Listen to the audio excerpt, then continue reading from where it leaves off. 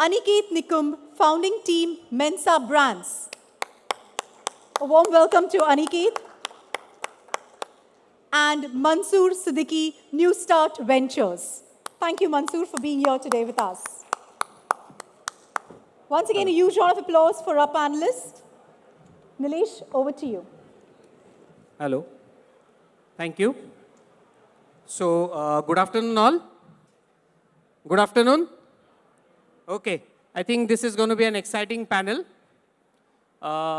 We have an interesting mix of people here. Couple of them are from brands, so I'm sure if you're a manufacturer, you would like to meet them after the session from Big Basket as well as Mensa. We also have a veteran from product development as well as innovations, Mansoor Bhai. And we have a couple of manufacturers. So we have a great mix of panel here for this food and beverage session. As we all know, agriculture and food contributes more than $450 billion to our economy and close to 20% to our economy. Are you familiar? Yes, no, maybe? Yes? Yeah, agriculture and food. And it does, of course, employ more than 50% population. And we are seeing a lot of new trends coming in, new innovations that are happening.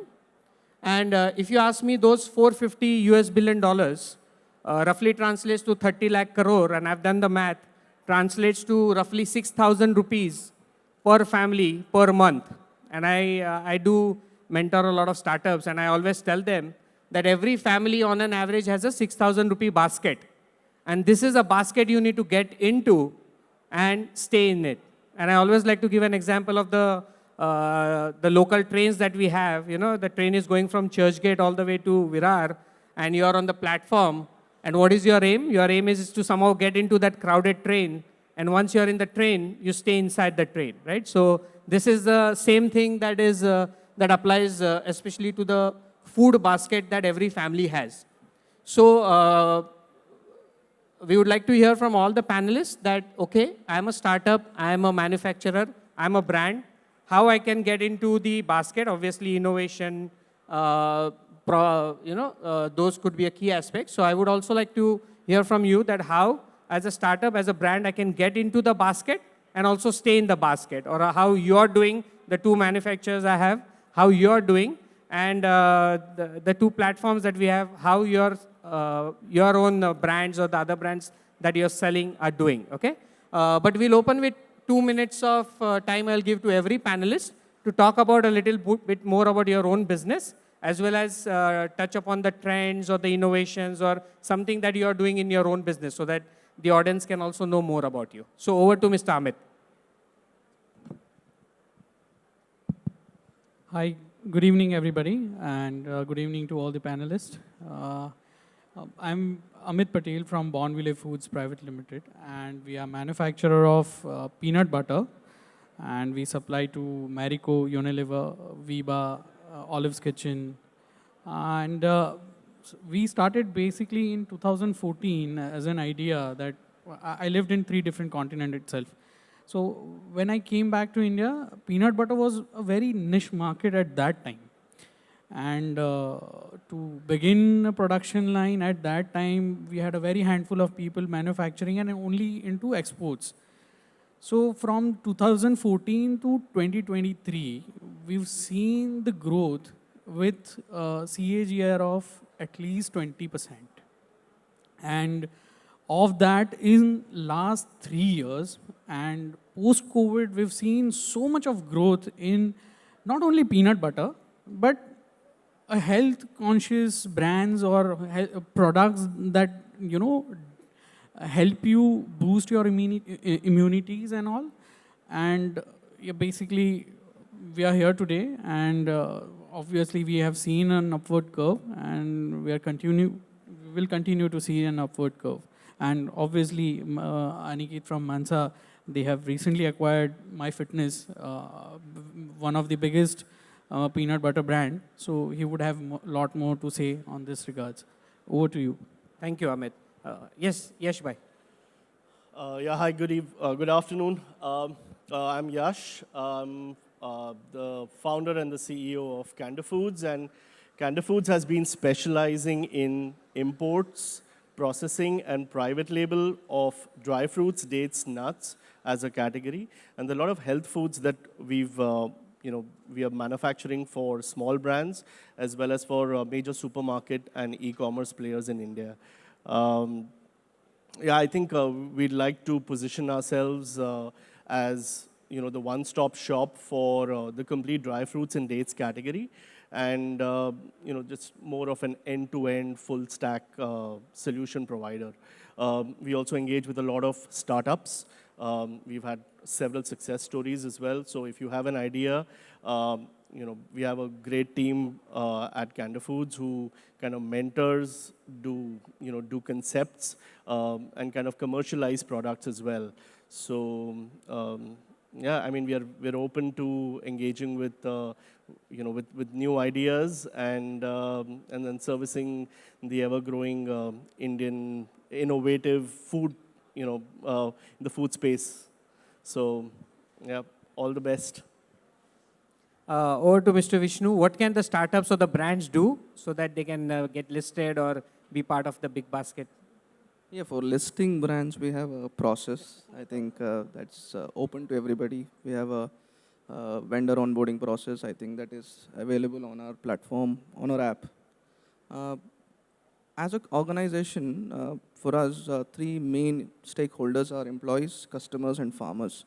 And we have a meaningful focus on customers, and we believe that consumer preferences are actually changing, and 4 out of every 10 millennial, they want to spend on healthier foods, sustainable foods.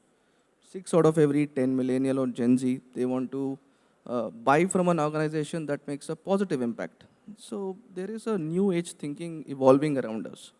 So having said that, earlier this morning, my colleague Mr. Sridhar spoke about the private label masterclass. I am from the same department, but I lead a different category, which is gourmet, international food, emerging categories, exclusive imports. My main focus have always been towards providing healthier alternatives, and one such example I could give of a brand called Good Diet, which is a private brand of Big Basket. 4 to 5 years back, we thought that we should have certain differentiation in the private brands that we bring in. Apart from doing better than FMCG similar products, we have to look at more categories which are emerging, which can be guilt-free, gluten-free, or sugar-free range of products. And we have done a lot of work on those lines. If I could name a few categories, we can talk about a gluten-free range of snacking we have done more on roasted snacking, and there are a lot of other categories where we have come into picture because we have understood that there is a new age thinking that is happening, and we should go along with that. Otherwise, if we are not able to provide it what the consumer wants, I think there won't be enough demand within us. Yeah. Mr. Aniket from Mensa. Good afternoon, everyone. Thank you for having me. Thank you, Nilesh. So, Mensa, we started with a vision of bringing and building India-first brands that can really delight customers.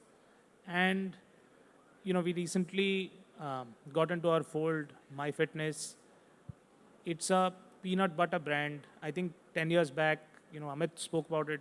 I think 10 years back, peanut butter was an unheard concept in India, and now this business is itself over, 100 crores of revenue. So one thing that is sort of clear, you talked about it, the train is going from Churchgate to Virar. Maybe we are, currently at Dadar. Long way to go for us. I think it's time for people to board the train and, really participate in the India growth story.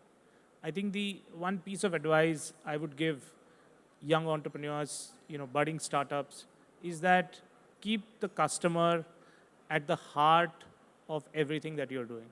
Find a product value proposition that truly delights the customer.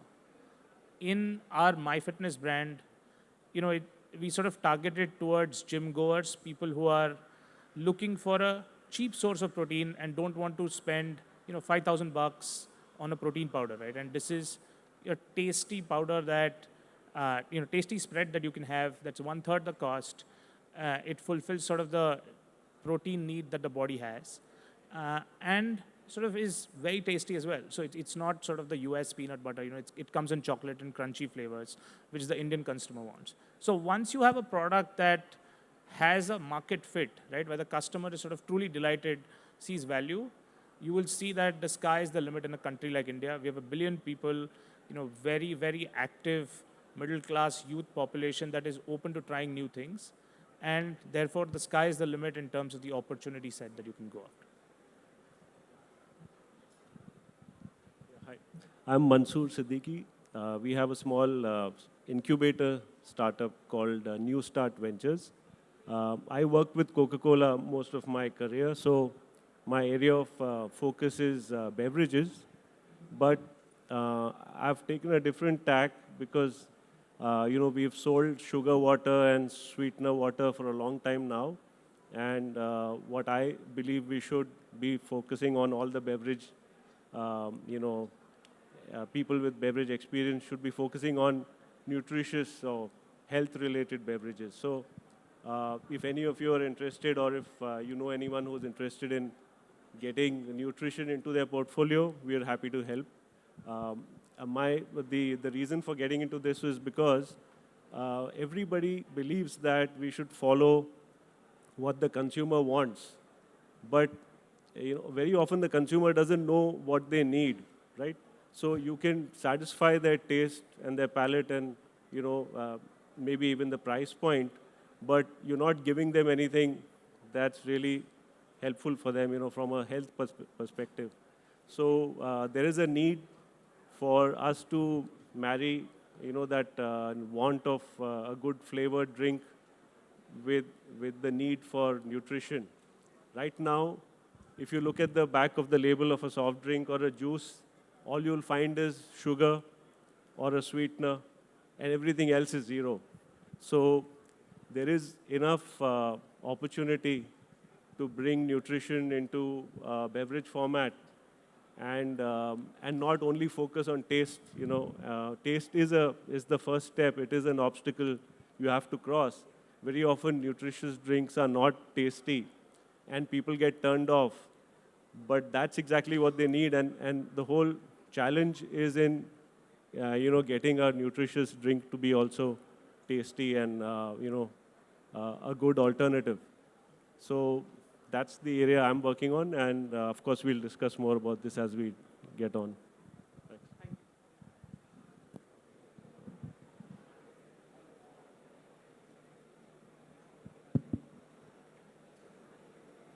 Thank you. A common theme I observed was consumer focus, consumer first, consumer preference. And another common theme I observed was health. So if you can be more specific, especially Mensa and Big Basket, because you might be seeing those trends in the buying patterns of your consumers, that what are those preferences, what are those things, and also be more specific on health. We talk about health, but what does it mean? What is it that people are actually buying? And it's an open question. All of you feel free to answer, but I think I can start with Mr. Vishnu and Aniket because they might be seeing a data from the consumer buying patterns. Yeah, being in the online industry, we have the power of data, fortunately, and we understand our consumers better. Having said that, we have a lot of search results that we can get to know. How many people are searching the word gluten-free? How many people are searching the word sugar-free, sugar alternatives? So on and so forth. So we understand what exactly they are trying to find on a platform. Do we have that kind of an assortment? Where is the gap? Is it a category where there are multiple players already in it? Or is it a category that is emerging where we do not have multiple brands? Is it somewhere a private brand can play a role in it? So there are certain categories we have tried, we have failed. There are categories which have been a success story for us. Pink salt, which was like 4 or 5 years back, known to be a very small category at Big Basket, right? And there was one brand called Puro, which was selling in our platform. And there was not much acceptance of that kind of a product, and we thought that there might be an opportunity to make this large. And today we sell about 120 tons of pink salt in private brand itself. And today even the Tatas also have come up with their pink salt. So we see a direction where once you can become a category creator, it gives more and more opportunity for other people also to come into those category where not only the private brand itself grows, but also from a category point of view, the whole category can expand year on year. And when I talk about health, so being specific, I spoke about a brand called Good Diet some time back. And we have gotten into certain categories, and we have made those categories from small to big. Gluten-free, though the Indian population are very limited to gluten intolerance, but we still see that there are people who require these kind of foods. And we have ventured into that category in private brands. And there are categories like nutrition bars, protein bars. We're already there and providing specific functional benefits, which is the pre-workout, during workout, and post-workout options to consumers. So this is what we've been doing so far at Big Basket. Okay, great. So sugar-free and gluten-free is something I heard, right? Two of these trends I heard, good. And protein bars was something more on the health front. Okay, sure. Yeah, I think, the advent of health into sort of this food space has been happening for a while, and it's becoming more and more mainstream. I think healthy has meant different things in India over different periods of time. I think it is, people started talking about less sugar, less additives, and so on. Obviously, a bunch of brands went through some crisis, etc., as things got discovered. And now it's starting to become even more advanced where people are starting to talk about, natural sugar versus added sugars. People are starting to talk about, protein content and so on. I think as we've sort of seen the market, the one thing that's very clear is, you have to be, one, very honest and transparent about what's going into food. I think people are becoming very, very particular about what's going on. There's obviously different levels of knowledge, whether you're in tier 1 or tier 2 cities, but it's clear, what is clear is the internet is making everything accessible, right? So people are becoming very particular about what they want.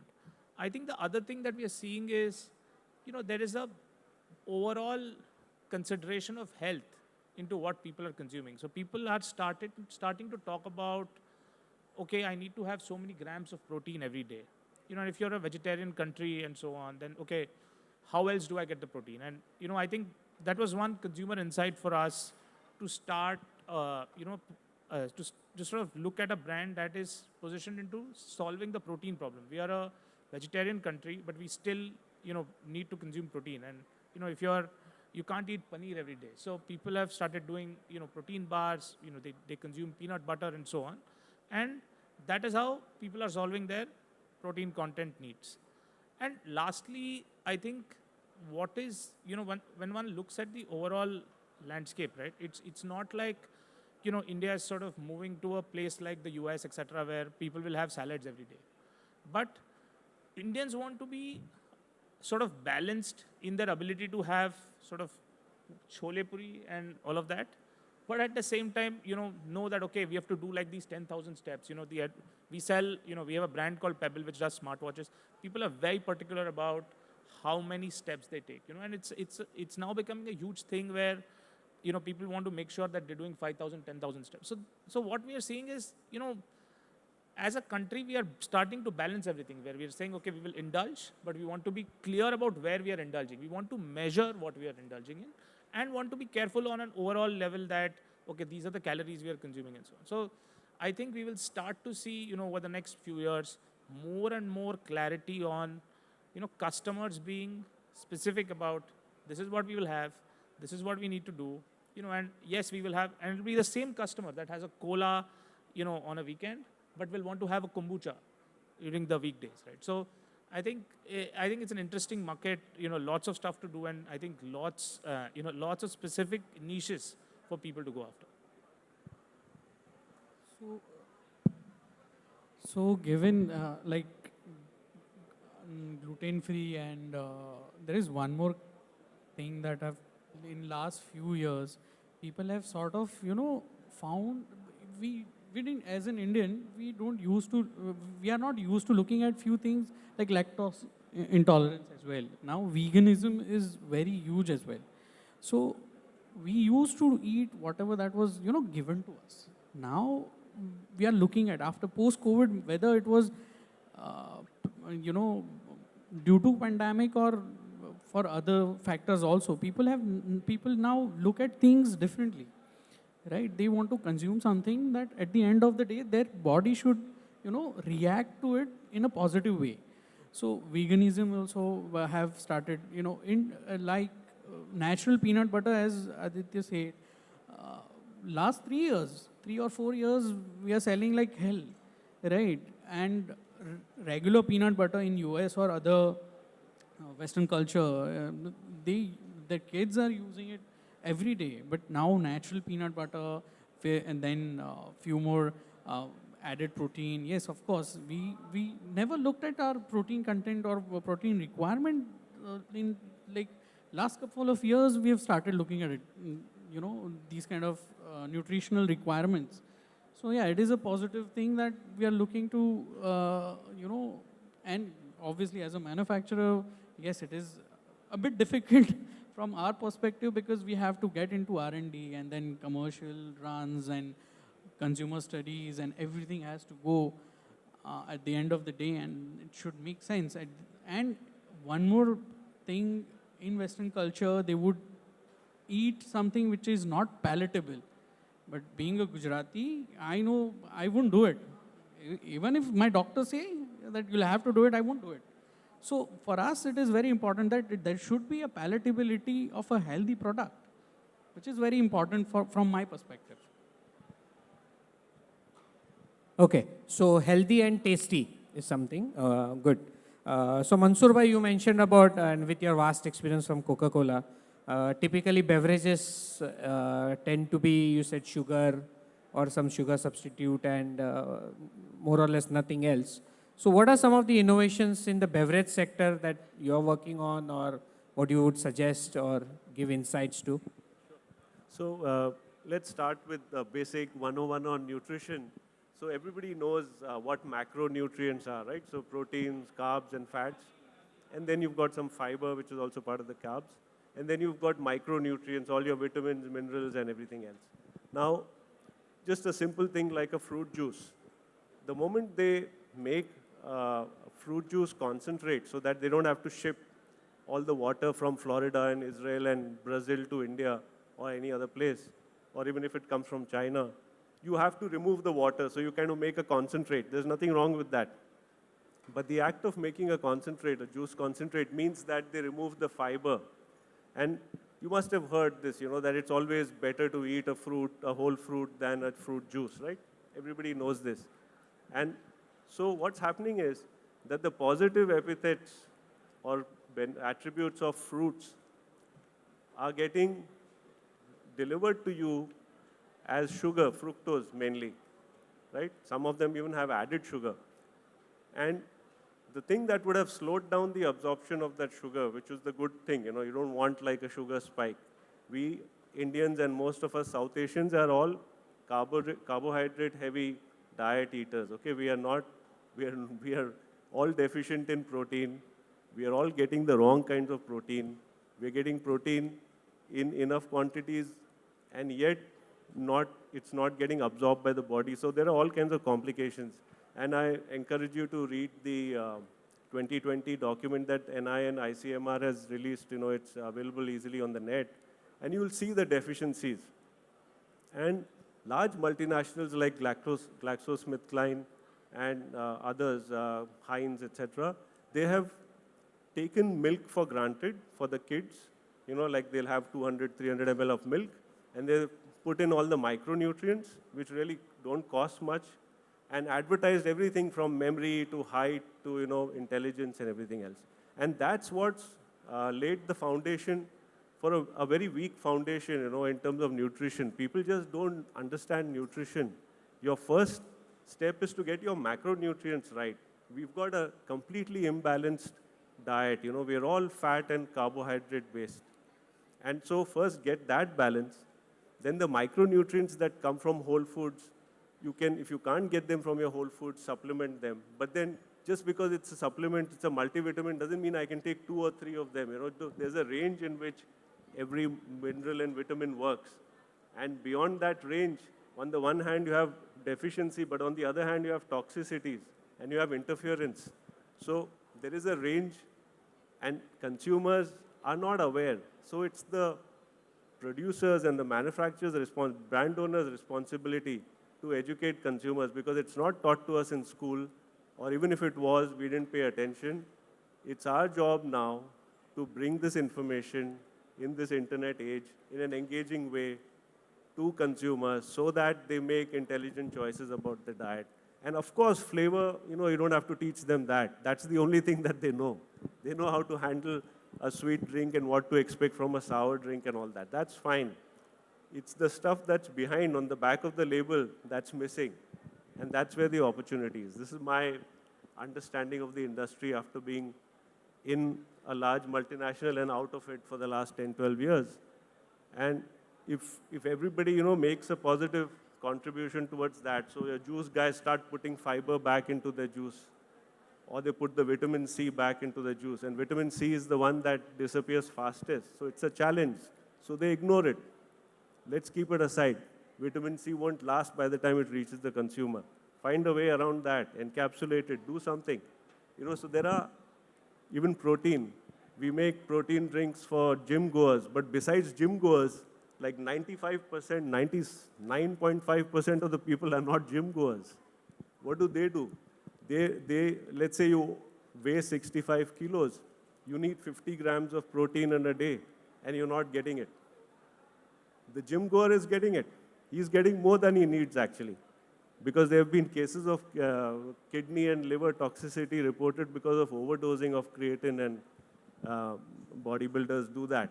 But that's okay. They are motivated.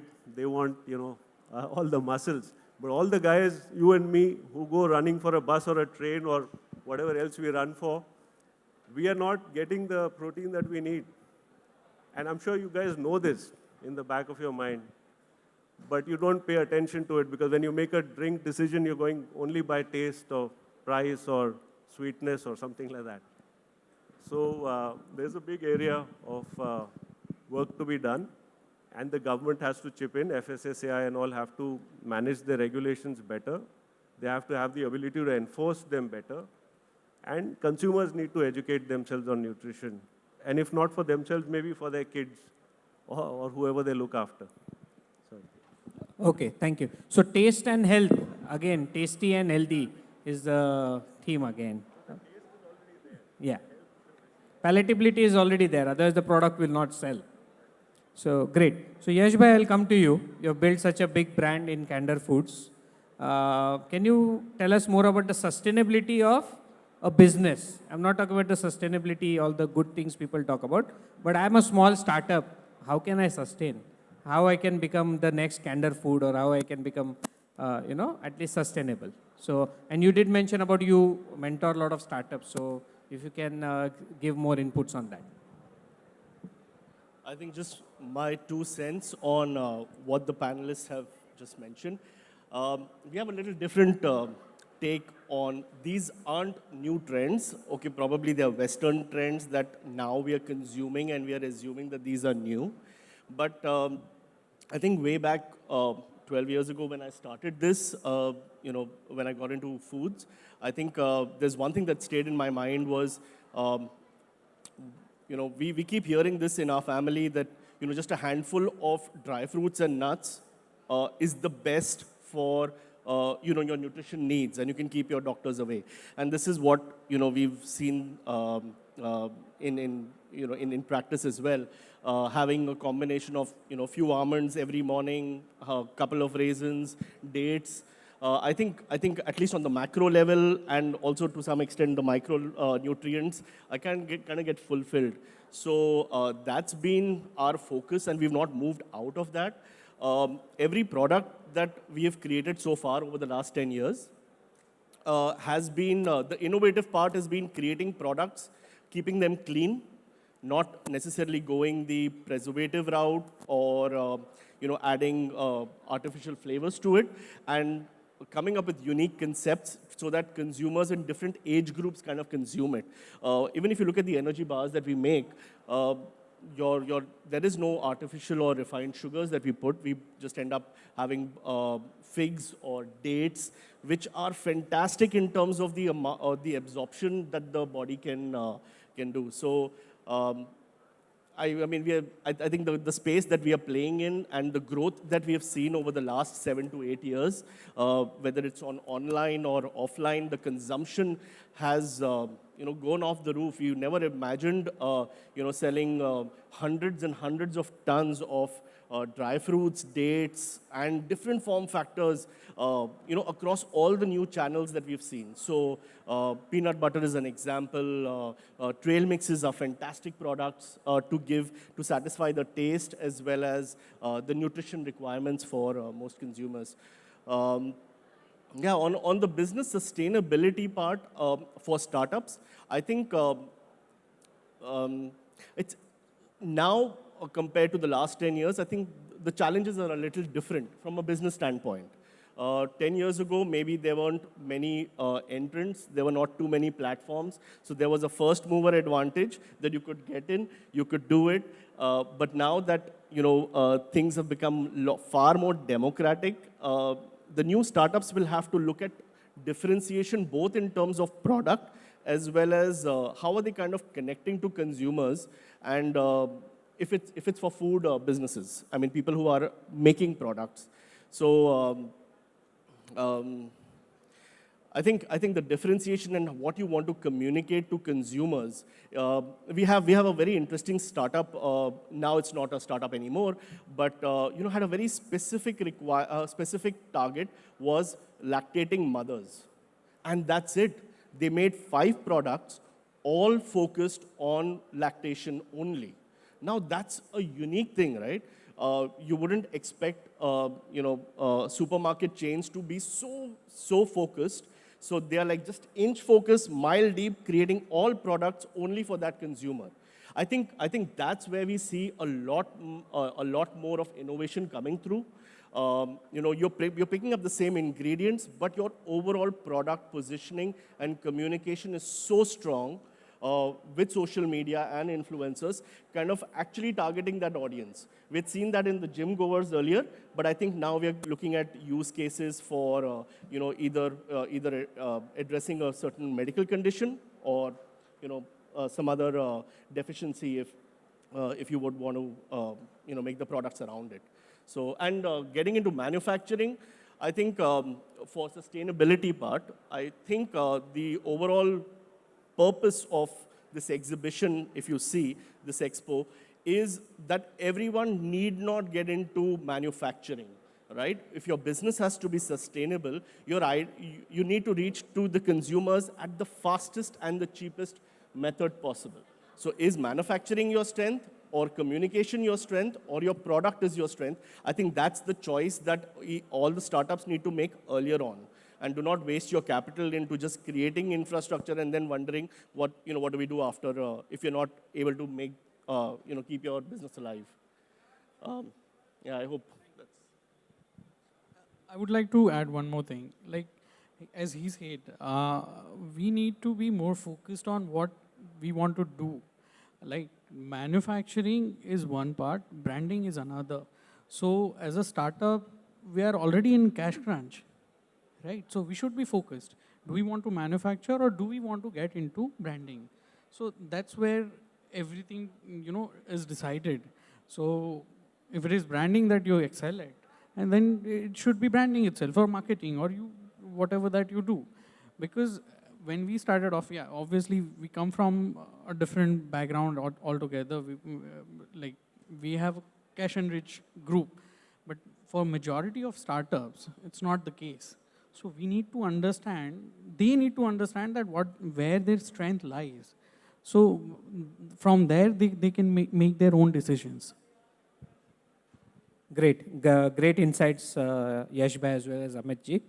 Um, I guess manufacturing and marketing are two key activities, and if you can separate it out and probably focus only on marketing and sales, and get done manufacturing done from someone else, which obviously is what CMPL is promoting here, is a great idea to go about.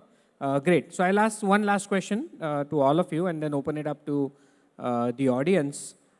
Questions are going to be slightly different for each of you. Since you're a brand, I would like to know how much you're selling online, offline, D2C kind of thing. What do you think is the best way to get to the market through a GT, MT, or you also mentioned export. In your first answer, you referred to export. So in case you are exporting, or if you see, is what I would like to know from you.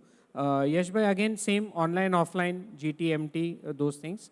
From Vishnuji and Aniket, what are 2 or 3 categories or 2 or 3 verticals which any startup should get into? You mentioned sugar-free as well as gluten-free, but some more things. And Mansoor bhai, from you, 1 or 2 products. आपसे product नहीं निकल रहा है अभी भी.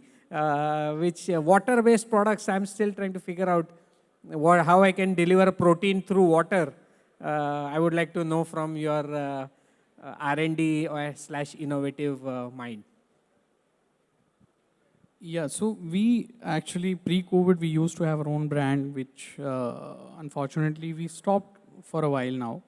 And we are more focused on manufacturing part. As I said, we were clear that, branding is different. Our core ability lies in manufacturing. But what we learned through what we stopped doing is going omni-channel is, I think, a best approach from my perspective. Doing only e-com, because e-com works for certain products. For certain products, e-com doesn't work, right? So that depends on your product, what you manufacture, or what brand, what products you sell. So from that point onwards, you can decide general trade, modern trade, e-com, Horeca, institutional, and then as he said that, particular pinpoints that selling to lactating mothers, it's a very good idea. But your product should be, defined first and then move towards that goal. The split that we are seeing, so I wear the hat of a contract manufacturer or a private labeler here. So in terms of the split of our customers of online and offline, I think we've, during COVID, I would say it's online. The first 2 years of COVID was significantly higher online.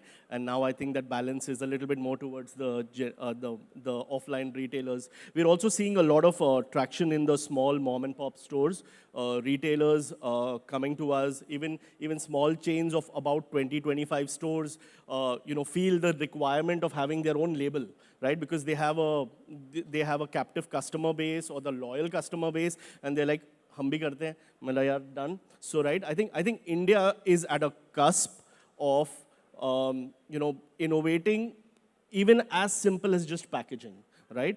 Just with FSSAI kind of bringing in all the rules and regulations, I think there's a complete shift of people from an unorganized way of doing things, moving into an organized way, and that itself is a great opportunity for manufacturers like us. So we see that. Second, I think I'd like to touch upon the export part. We are one of the beneficiaries of PLI that government has done for exports, right? We've not seen the green shoots yet, but I think these are those early days where we are investing a lot of our efforts into going outside India, taking Indian products, and we want to be really, really proud of what we've done so far. All the exhibitions that we've taken to US, Australia, Dubai, Europe, I think the appreciation for Indian products is now coming up, and it's not only the Indian stores abroad, it's even some of the smaller retail chains who are looking up and considering Indian products. And the overall image of India has also changed. When we start talking about clean label, when we start talking about health foods, I think India is gaining there's a traction there that I think we'll all of us as an industry will kind of leverage over the next 3-4 years, is my assessment. So that's it. I don't think there is one rule or, where we can say that these are the different categories you can go into. So I wouldn't be the right person today in this forum to keep telling that, because I think we live in a world of digital natives. And if we can look from a customer point of view, and from that lens, you can really understand what are the wants a customer is looking for. And with the new age thinking that is evolving around us, where 60 to 70% of the population will be dominated by Gen Zs and millennials in the next 2-3 years. I think these category of people are the people who want to make an informed decision while making a purchase. And from a big basket point of view, whenever we get into these emerging categories, our objective is to creation of a category than exploitation. We want to encourage more and more people to come in those lines of categories, more and more startups to venture into that. If I can think back of an example, which I normally talk about this example most of the time about Flipkart as an organization, way back in 2000s, when we had dial-up network connections, and at that point of time, people were even very scared to even make a purchase online. And it was this company, what they did was they invested a lot of money in communicating and advertising that your online payment is safe. And that actually helped a lot of online e-commerce company, and that actually expanded the category of online e-commerce. So if you look from that perspective and look at launching products which not only benefits a single individual, but also helps a lot of people around you to venture into that categories, that would be a better strategy, I would say. Yeah, I think you asked what are some interesting areas to go after. I think I would echo Vishnu's thoughts a little bit. I think at the heart of any product development, you have to put the customer need state, right? And a lot of with the online world, you don't have to wait 1 year to get product feedback. You can launch and you'll know in like 2 weeks, 4 weeks, 8 weeks, whether this is working or not, who is buying, from where are they buying again, and so on. And this is the process that you have to iterate on continuously till you find a product market fit that can help you scale. I think there are many, many areas where there is interesting stuff to be done. Nutraceuticals is one area we are seeing a lot of interest. I think different beverages, you sort of touched upon that a little bit. Kombucha was like a huge concept, is a huge concept in the US. We're now starting to see that here. We're starting to see sort of almond milk, agave-based sweeteners, etc. on, supermarket shelves and so on. So I think there'll be a lot of stuff that is out there for people to experiment and try. A little bit of the story is being written. And I think only the customer with his wallet will be able to prove what is going to really scale and be successful or not. But I would say the one key takeaway here is, this is an era of trying multiple things and iterating till you find the right product market fit. Even the iPhone. iPhone 1 and 2 was like really bad, but only when iPhone 3 CES came that it truly became something that became mainstream and so on. So I think it is a process of just trying till you find it. Okay, Nilesh, you spoke about possible product ideas. And of course, many of them exist in many parts of India, many parts of the world and also in India. For example, you don't normally associate protein with water, right? Or with a juice. But if you took whey protein and you acidified it, you could put it in a juice, it will become clear. And there are products like that. We make one for Cult Fit, which is a protein water or a protein juice. We have 2 versions. If you take, for example, you don't add any sugar, you take the fructose or glucose that comes from fruit juice, and you marry that with stevia or with erythritol, something that's a non-nutritive sweetener, and you can get your palatability there, and that can carry whey protein. Okay, so if you want to drink a milky product or a milkshake, and you're not a bodybuilder or a big resistance training kind of guy or girl, then you still have options with whey. It's just that India, unfortunately, not a big producer of whey, because whey is a byproduct of cheese, and cheese is not big in India. Paneer is, but nobody collects the whey because it's too small a quantity in the liquid that comes out. So 80% of milk protein is casein, so that's where all our energies are focused all these years. But whey is where you could quickly get a beverage out of, without getting into the milk industry. So that's one. With juices, I mentioned vitamin C, I mentioned fiber. Those two things are related to fruits, so it goes there nicely.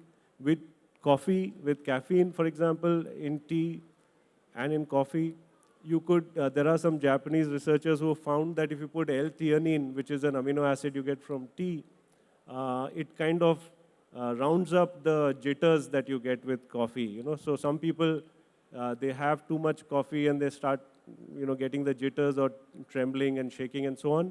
And L-theanine can blunt that.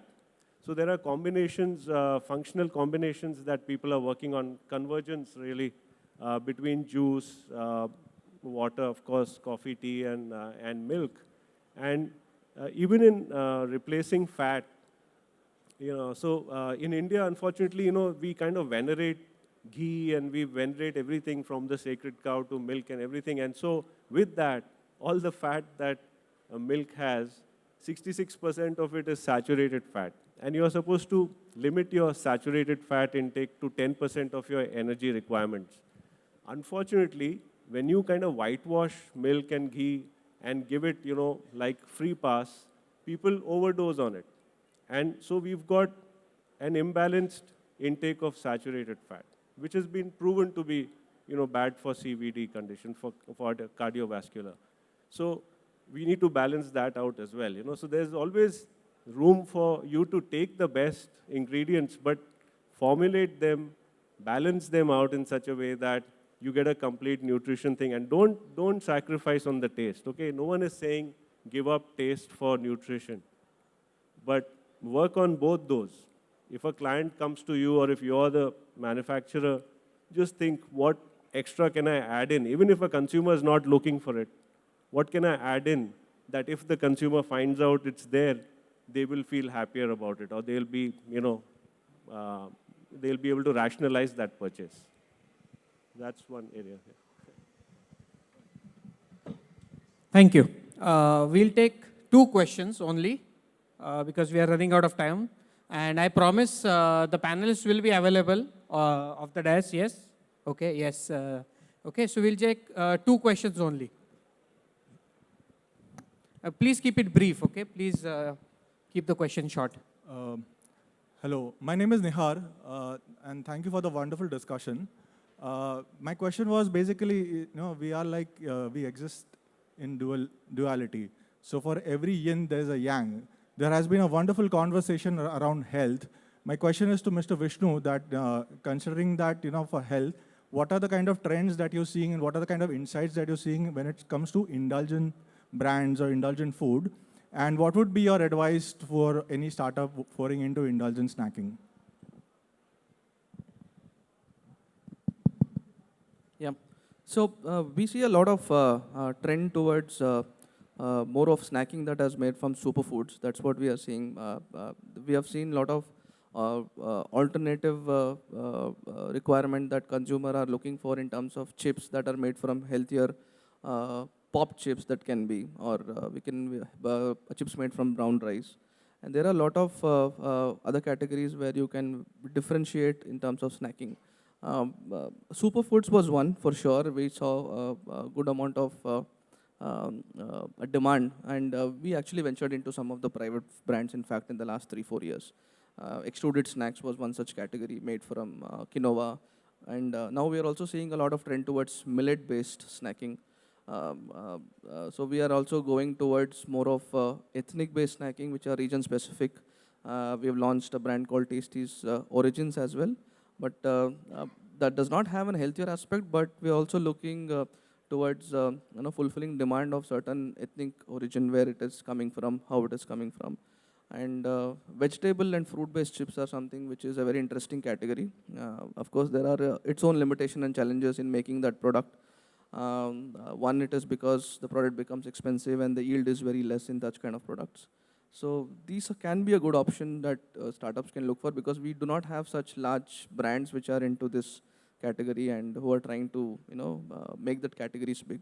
So in private brands, we are looking at such kind of emerging categories, what we can do, how we can give healthier options to our consumers.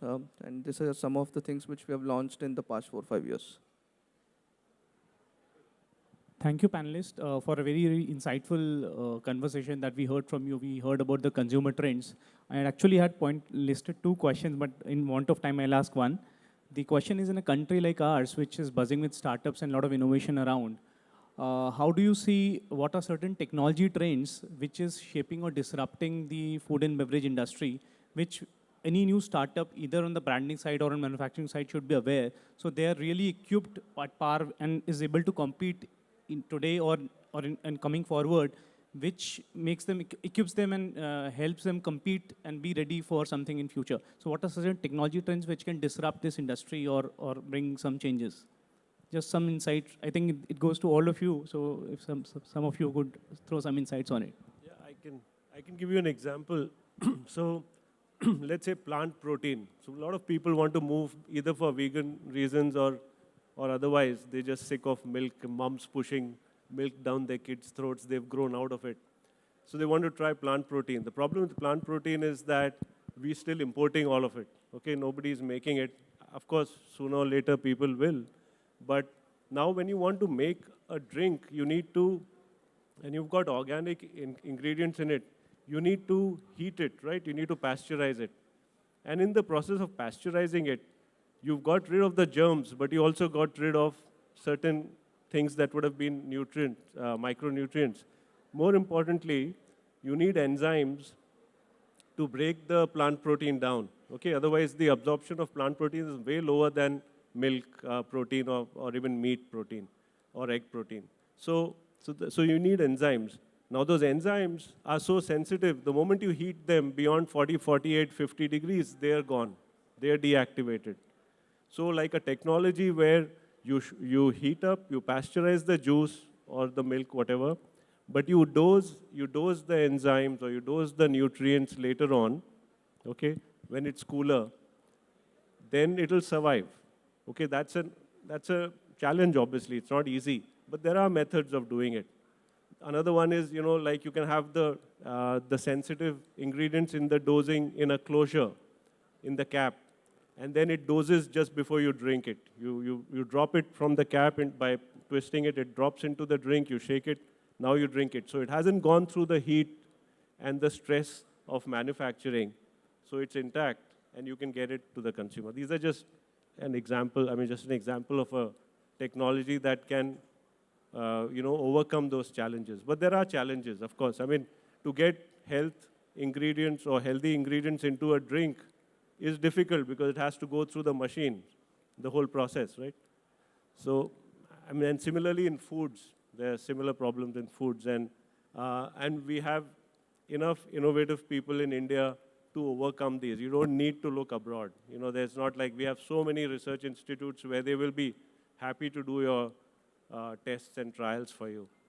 So, the challenge is really on us, and there's no shortage of information available online and otherwise for you to study it and, come up with solutions. We are happy to help as well. So I'd be happy to meet and talk with you if you want. Yeah. Thank you. We'll take one last, just to be fair to the fairer sex, from the lady. Yeah. Good evening. Thank you. Really enjoyed the discussion. We're manufacturers of, contract manufacturers for biscuits and potato chips. So while we've been talking a lot about healthier alternatives, in reality, we're also seeing that these mass categories of biscuits, which are maida and sugar, and chips, which are potato and oil, also are really increasing. It's not like, the sales are going down. The numbers are increasing. In fact, the largest of the brands are getting into these categories as well. So while, yes, the healthy alternatives are coming, the volume significantly still relatively being very low.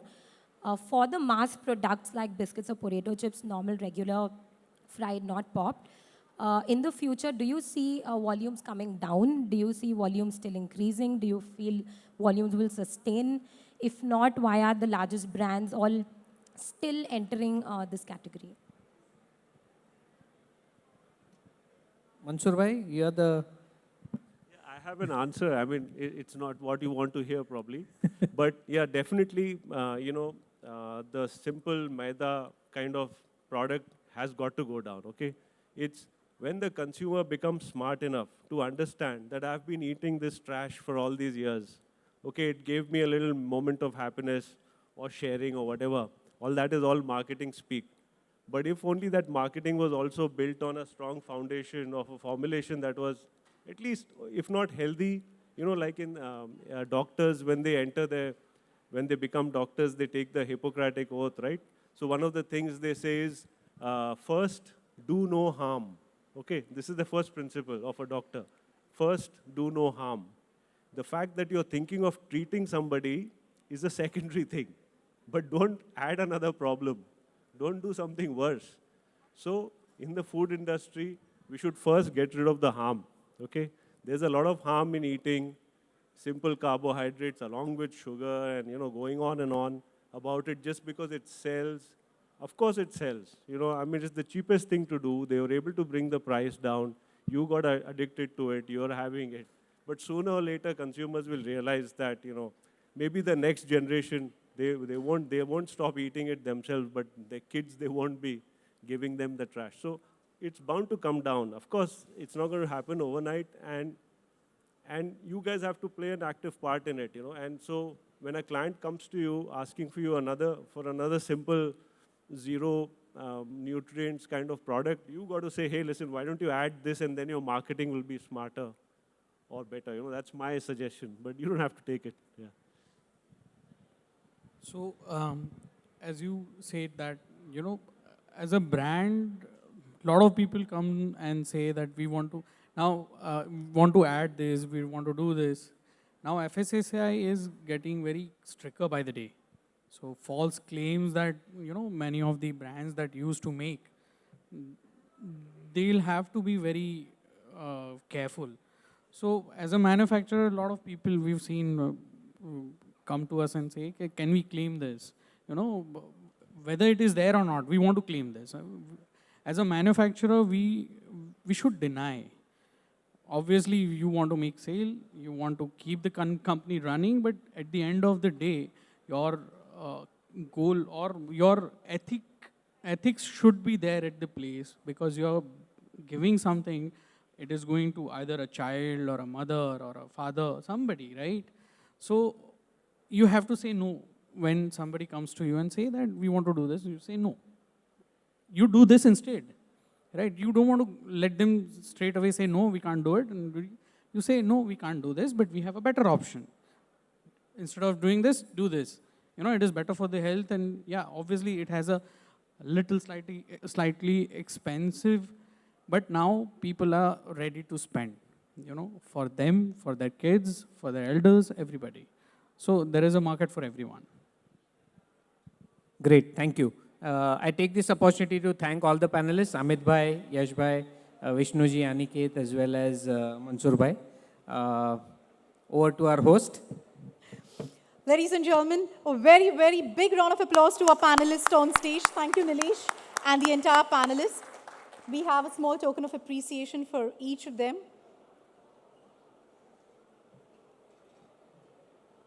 And I must say, extremely informative and knowledgeable session. Thank you so much.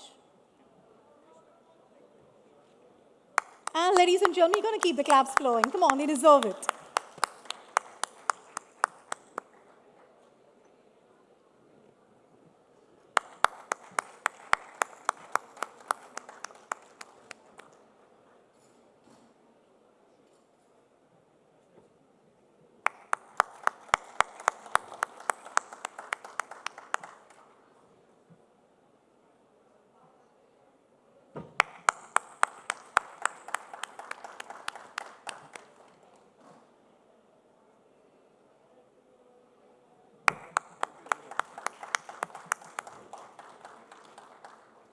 Yash, if you could do the honors of presenting it to Nilesh.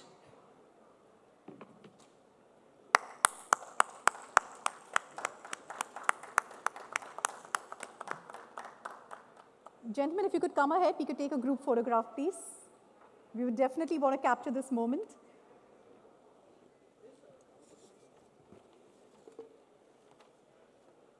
Ladies and gentlemen, please note, in the next 5 minutes, we will have our fifth and the last panel discussion for the day. The topic being the packaging effect, creating a brand with innovation packaging. Please note, the topic is the packaging effect, creating a brand with innovation packaging. Give us 5 minutes. We're going to kickstart the panel discussion. Thank you.